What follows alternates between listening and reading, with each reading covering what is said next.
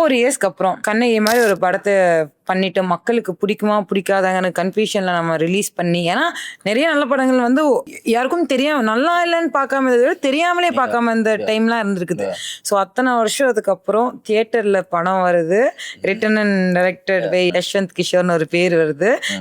தியேட்டர்ல பார்த்து அத்தனை பேரும் கை தட்டுறாங்க. அந்த இடத்துல நீங்க பாக்குறீங்க, நைட் தூங்கும் போது எப்படி இருந்தது? ஓகே, நான் ஆக்சுவலாக தியேட்டரில் போய் படம் பார்க்கல.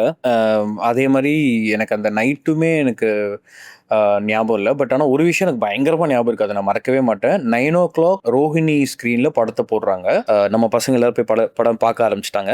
8:45 அந்த மாதிரி கால் பண்ணுறாங்க. எல்லாருமே எல்லாத்துக்கூடயும் பேசிட்டு இருக்காங்க. நான் தனியாக உட்காந்துருக்கேன், வீட்டில் யாருமே இல்லை, நான் தனியாக உட்காந்துருக்கேன். எனக்கு இன்னும் ஞாபகம் இருக்கு, என் பெட்டு மேலே உட்காந்துட்டு இருக்கேன். 9 o'clock 9:10 என்னோட தம்பி ஒருத்தர் இருக்கா, ராஜேஷ், நான் ஃபோன் பண்ணி ஆனால் படம் போட்டாங்கன்னா இந்த சீன் ஓடிட்டு இருக்கேன் அப்படின்னு சொன்னால் எனக்கு அப்படியே ஒரு மாதிரி ஒட்டஞ்சு பயங்கரமாக அழுக ஆரம்பிச்சிட்டேன். ஏன்னா தட் மொமெண்ட் இருக்குல்ல, தட் ஃபிலிம் இஸ் ரன்னிங். என் படம் வெளியே வந்துருச்சான்ற ஒரு ஆஸ்பெக்ட் வந்து, ஏன்னா அதுக்கு ஒரு 6 மாதம் முன்னாடி வரைக்கும் பைத்தியம் மாதிரி சுற்றிட்டு இருந்தேன். ஐ வாஸ் லைக், நான் ஜெயிலுக்கு போனாலும் பரவாயில்ல, என் படத்தை வந்து நான் டெலிகிராம்ல ரிலீஸ் பண்ணிடுவேன், என் படத்தை எப்படியாச்சும் பார்த்தா போதும்.